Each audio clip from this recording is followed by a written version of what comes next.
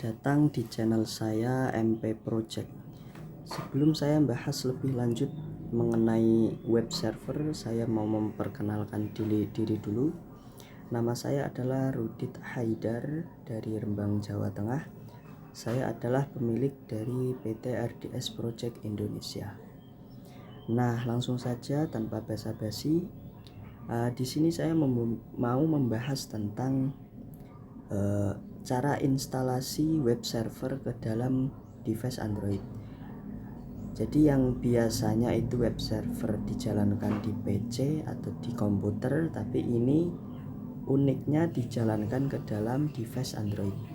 Nah, untuk web server ini menggunakan aplikasi yang bernama Aweb Server. Bisa diunduh dari Google Play Store. Diketik aja namanya web server. Nah, ini yang paling atas ya, yang bernama Aweb Server HTTP FHC PHP SQL. Nah, ini kenapa logonya beda sama yang ada di sini? Ini kan logonya beda ya. Ya, saya nggak tahu ya, mungkin dari sananya, dari Play Store-nya yang menggunakan logo berbeda. Tapi ini intinya aplikasi sama. Langsung saya buka aja. Ini biasa nanti ada iklannya ya. Nah, gitu. Di skip aja. Nah, setelah dibuka ini akan ditampilkan halaman awal, yaitu halaman fitur web server itu sendiri. Di sini ada port, ada dokumen yang bisa disetting, dan ada juga PHP config. Ini untuk men-setting konfigurasi dari PHP. Nah, menu selanjutnya ini adalah log web server. Log web server ini adalah digunakan untuk mencatat-catat akses log dan error log ketika ada, gitu. Dan yang selanjutnya adalah yang paling menarik di aplikasi ini adalah ada fitur, ada disediakan database yang menggunakan basic data MariaDB SQL Server. Jadi di sini menggunakan MySQL. Di sini usernya defaultnya root dan passwordnya itu kosong. Dan yang selanjutnya adalah FTP server. Nah, untuk ini saya mohon maaf karena belum pernah mencobanya, jadi belum seberapa tahu ya. Nanti bisa dicoba-coba sendiri. Dan yang terakhir yaitu tag editor. Ini bisa digunakan untuk membuka, mengedit, menghapus dari file-file web yang Anda nanti buat. Nah, jadi seperti itu ya fitur-fiturnya. Langsung saja ke pembahasan utama mengenai web server itu sendiri.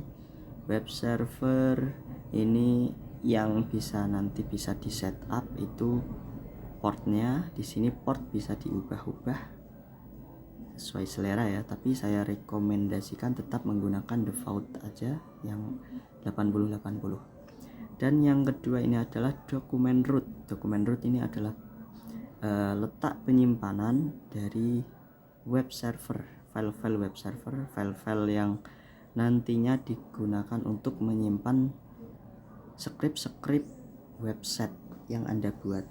Ini defaultnya ada di dalam folder data,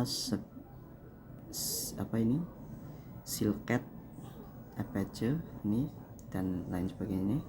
Ada di folder htdocs paling akhir. Ini kalau diakses manual via file manager kayaknya nggak bisa ya, harus di root dulu HP-nya. Jadi defaultnya di sini. Kalau misal mau diubah juga bisa diubah ke file yang bisa, atau folder yang bisa dijangkau. Nah, caranya itu seperti ini. Kalian buat folder dulu di dalam direktori penyimpanan internal. Bisa menggunakan aplikasi yang bernama Zarzipper atau menggunakan aplikasi bawaan Android. Nah, di sini saya menggunakan aplikasi aplikasi pendukung ya, yaitu Zarchiver. Di sini bisa buat folder baru, kasih nama aja misalnya web server. Oke. Nah, di sini mohon maaf videonya saya skip karena tadi ada telepon. Oke, lanjut.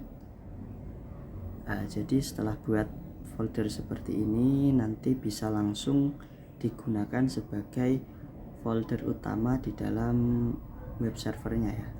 Jadi caranya seperti ini. Setelah membuat folder, pilih select di bagian dokumen root, select, pilih yang internal, lalu arahkan ke folder tadi yang dibuat centang ya, ini web server. Nah, ini sudah sukses mengubah directory yang default menjadi yang lebih mudah diakses. Nah, untuk langkah selanjutnya yaitu tinggal membuat sebuah file saja, file PHP, file scriptnya yaitu misalnya PHP. Nanti dibuat saja yang isinya HTML atau apa, kondisi-kondisi apa gitu, script PHP. Nanti untuk contoh pembuatannya saya